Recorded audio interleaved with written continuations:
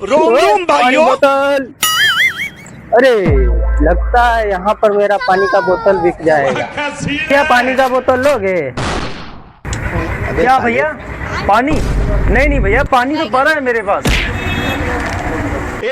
अरे भैया ले लीजिए, सस्ता लगा देंगे। नहीं करने का। अच्छा भैया कितना लगा देंगे? भैया ले लो, सस्ता लगा देंगे। ना आपका ना मेरा, 50 रुपये दे देना, ठीक है? देखिए भैया, ना आपका ना मेरा, देखिए 40 रुपये है, 40 रुपये में दे दो पेटी, ले लो पकड़ो। भैया तो उधर काम कर रहा है, इधर मैं बोतल रख के और इधर से कुछ उठा के ले जाऊंगा, क्योंकि मैं तो थका ही गया हूँ। ऐसे ही करता हूँ भैया, यहाँ पे मैं बोतल रख रहा हूँ। ठीक है भैया, ठीक है।